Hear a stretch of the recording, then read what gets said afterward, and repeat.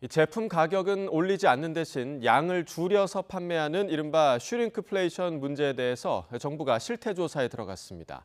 국제통화기금 IMF는 올해 한국 물가 성장률을 0.2%포인트 상향 조정해 3.6%가 될 것으로 전망했습니다. 보도에 오인석 기자입니다. 식품 물가가 치솟는 와중에 소비자들이 가격이 오른 것보다 제품의 양이 줄어든 것을 발견하는 것은 쉽지 않습니다. 양을 줄인다는 뜻의 슈링크와 물가 상승을 의미하는 인플레이션의 합성어인 슈링크플레이션이 꼼수 인상으로 지목받는 이유입니다. 정부가 용량 축소 등을 통한 편법 인상인 슈링크플레이션에 대한 우려가 커지자 실태 조사에 착수했습니다. 정직한 판매 행위가 아니며 소비자 신뢰를 저해할 수 있는 만큼 중요한 문제로 엄중히 인식하고 있다고 강조했습니다.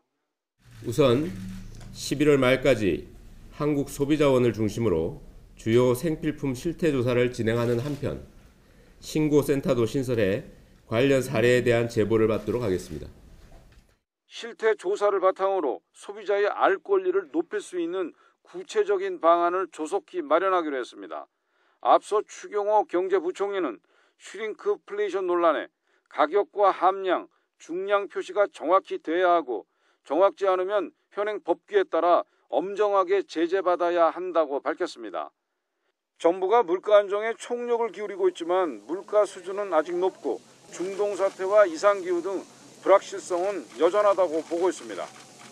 이런 가운데 국제통화기금 IMF는 올해 한국 물가 성장률 전망치를 0.2%포인트 올린 3.6%가 될 것으로 예상했습니다. 내년 물가 상승률 전망치도 2.4%로 0.1%포인트 올렸습니다. 최근 고유가 상황 등을 반영한 것으로 풀이됩니다. IMF는 내년 말에는 한국은행의 물가 안정 목표인 2%를 달성할 것으로 예상하면서 상당 기간 고금리 기조를 유지하는 것이 중요하다고 권고했습니다. 물가 안정을 위해 섣부른 통화정책 완화는 지양해야 한다는 겁니다. 반도체 수출 개선과 관광산업 회복 등 점진적 반등으로 한국 경제는 올해 1.4%, 내년엔 2.2% 성장할 것으로 IMF는 전망했습니다. YTN 오인석입니다.